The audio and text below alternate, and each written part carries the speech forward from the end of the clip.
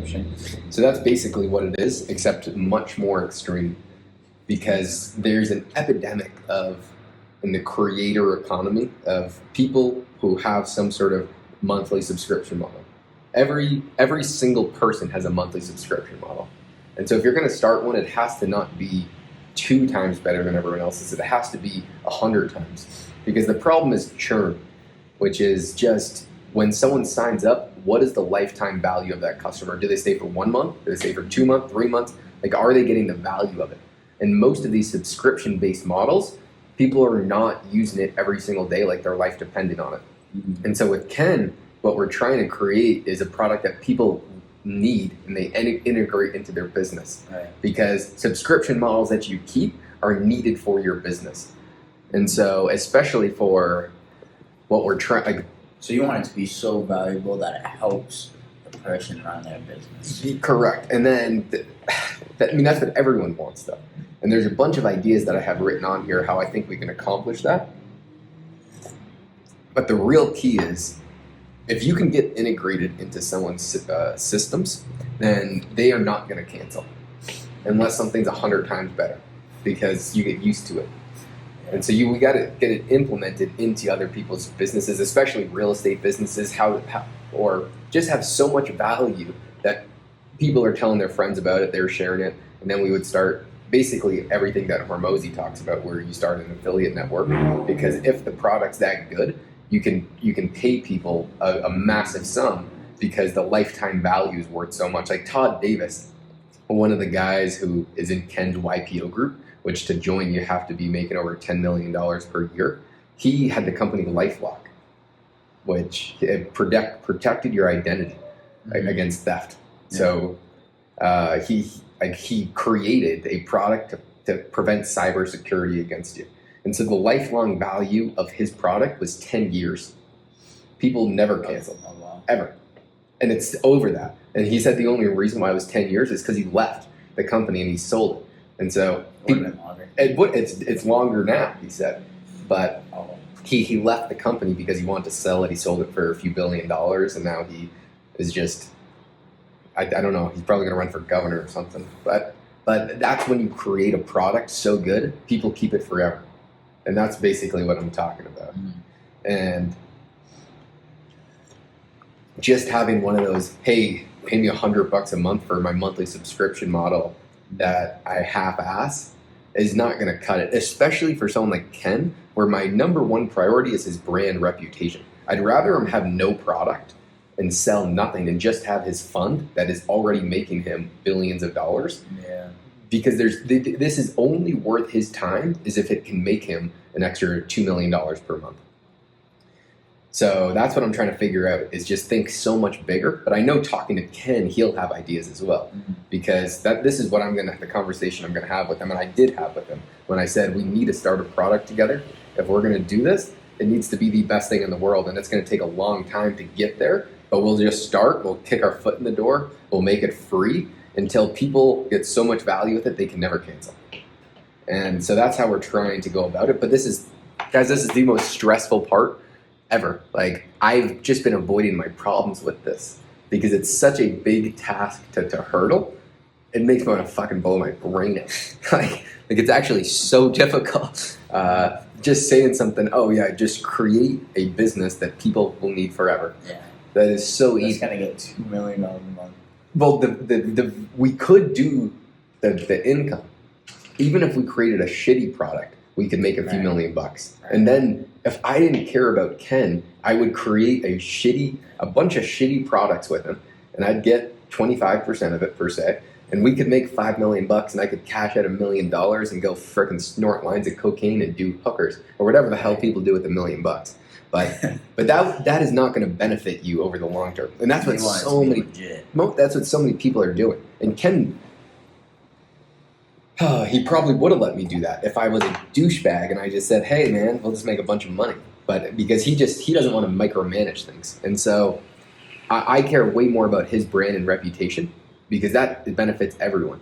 And this is why it's so hard to take on more clients, because no one's going to care about someone else's business more than they do. But I do. I care about Ken's brand and reputation right now, probably more than he does. because I take it as if it was my business, and I'm too young to fuck up a business. So that's why it's tough to just keep on taking on more work. Have you talked to him about that? Like, we could easily put up with Oh yeah. He knows it too, because he did that once and he made a few $100,000 by accident. And that's how he started building out the KenCom team. But I was supposed to figure this out before we went on the cruise with Ken. We are leaving tonight. And so I don't even know what to do. I have absolutely no clue what to do. But I don't think I have to. We just need to start. And the other people on the team are utterly useless. They're fucking useless. I need to talk to someone who's done it before, who has a great product. And I would talk to Todd. And if you guys, there's only one video on my channel that's worth watching. It's the interview I did with Todd Davis when we were walking around the 16th or the Waste Management Open, kind of behind the scenes. I snuck out my camera and I started recording him speak. Just fucking the best business wisdom ever. Because a lot of it went against everything that you hear in business books. Oh, yeah. And the reason for that is he said when you have such a great product, nothing else matters. Nothing matters. Mm-hmm. When your business is this, or when people need your product, so like think about when we were in high school. We couldn't have fucked up. Yeah.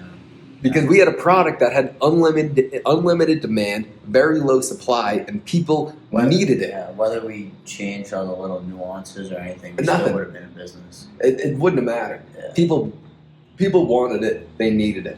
And so when you have a product that is that high in demand and then becomes part of somebody, which they certainly did, that's what you need. So fuck, I don't know. If anybody watching this has created an online product, I don't want more milk. If you watched yesterday's video, we just took down another 2 bags of milk for dinner before our flight at 12:40 a.m. We actually completed it this time, though. Yeah, we took down 2 bags of milk just by accident, just fucking around, and just doing what you gotta do. But these are the things that it's tough to show on. I kind of think it's a corny word, but the entrepreneurial journey. Like there's countless hours when I am just sitting, stuck, frustrated, wanting to put a bullet in my head. And PJ can testify that I'm not the friendliest person when that happens. Like I will be sitting here for sometimes hours at end, just smashing my head against the counter, thinking there's never been a human on the face of the planet to be a stupider motherfucker than I am. And eventually it comes, sometimes it doesn't. And then you just live in regret forever. But this is the next step to really make a lot more money for me, is I have to figure out this business model for Ken that we're going to start, because we have the customers. We just need the best possible product. And I'm trying to figure out how to have the best product that people actually integrate into their business. And those are tough cancellations, because right now there's the worst bubble in people making online products, making a bunch of money and dumping it. I mean, it's like an asset bubble for the creator economy. Everyone who gets an audience sells something. Every single person who gets an audience sells something somewhere. But all those businesses suck. They're all like self-help, like motivating things. And we're trying to create something that is integral for the systems and processes of someone else's business. So we'll see if that happens. The probabilities, very high. But when it will occur and how it looks, I have no clue. But I know we're going to figure it out. I hope. I really, really hope. I don't know if there's any scientific studies for this, but I would bet a ridiculous amount of money that milk gives you energy. Because I probably only got 4 hours of sleep last night, because if you watched last night's video, we did a milk challenge. We were taking down bags of milk and throwing it up after, and just It was bad. It was a bad scene to be in the household with me and PJ. But I couldn't go to sleep after because I was hyped up on energy. And the night before that, I barely got any sleep. We did a milk challenge at like 9 o'clock. I stayed up until 1 a.m. fired up with energy. Today, I woke up at 8 a.m., only got probably 4.5 hours of sleep. We just drank a ton of milk before going to the airport. This is the most energy I've had in weeks. Fired up.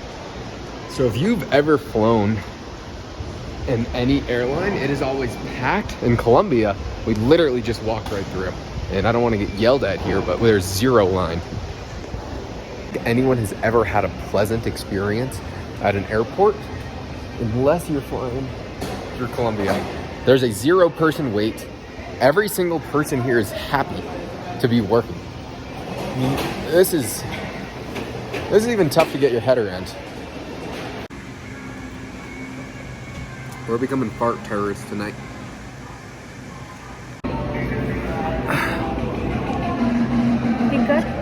Gracias. When you're used to eating very high quality food, all we've been eating is steak and milk, then you just take down a bacon cheeseburger with an egg and chicken tenders and french fries. You feel like absolute garbage. And while we were eating, I asked PJ, how much would you have to get paid to eat only McDonald's for 6 months? And he said probably as low as 500 grand. That number for me just went up massively. I feel like absolute shit right now. I'm lethargic. My stomach feels like it's going to implode. I feel like a gigahuman. It'd be a miserable 6 months, and like all the games would be lost. I'd do it for $1 million. You want to do it for 500,000? No, I don't think it's worth it.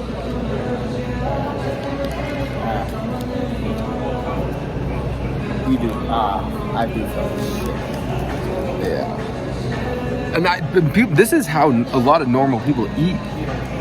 Like, this is just normal eating for a lot of families. Could not be more pathetic. So, yeah. And I feel so bad for everyone on the flight with us. Dude. They're in for a fun ride. Whoever is in like a 1 block radius from us for the next, 14 hours. That's after drinking 2 bags of milk, 2 double cheeseburgers, chicken tenders, fries. Man. Guys, I promise we're not like this all the time. We actually eat pretty decent. We actually only eat steak, eggs, milk in Colombia. We've had a chef this whole time. We were saying that this bill was almost as much as our maid makes in a week. And I was thinking, how the hell could they ever have any opportunity to succeed? And most Americans are of the opinion that they're oppressed and they're competing to see who's been the most victimized in their life. And these people literally have no chance of progressing in life. They don't give a shit. They're not like miserable about it. They still go through their day-to-day actions and enjoy life, smell the roses a little bit.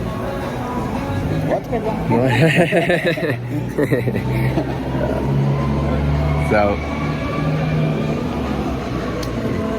this lady's a perfect example that she is one of the cutest old ladies ever. She reminds me of our maid, and she probably makes in a day what this meal just was, probably less than that.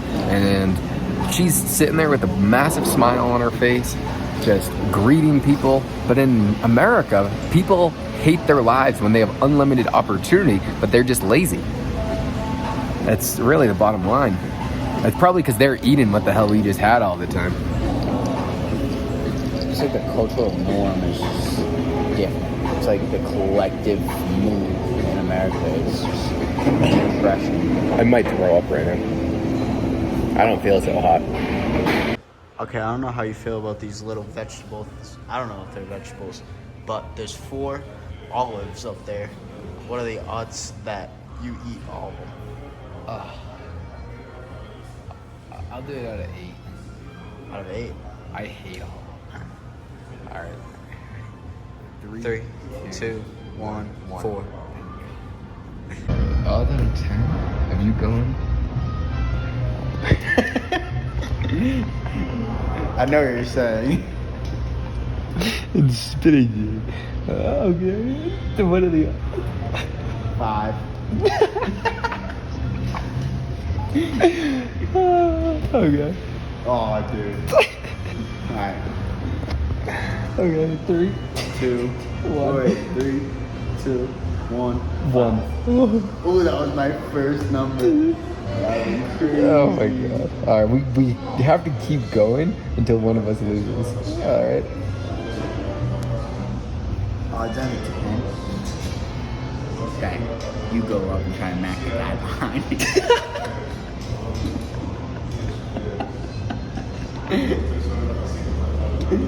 I have the burger sweats going on right now. 1 out of 1,000 for that one. Alright, ready? 3, 2, 1. 440.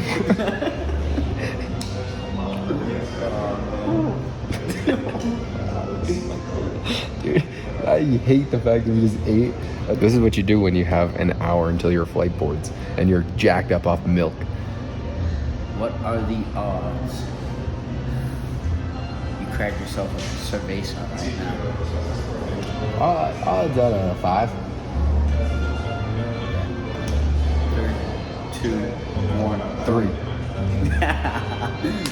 Nice. You didn't say I had to drink it. I'll go crack a cerveza. I'll take a sip. And I want this game to be over. So I call that a win.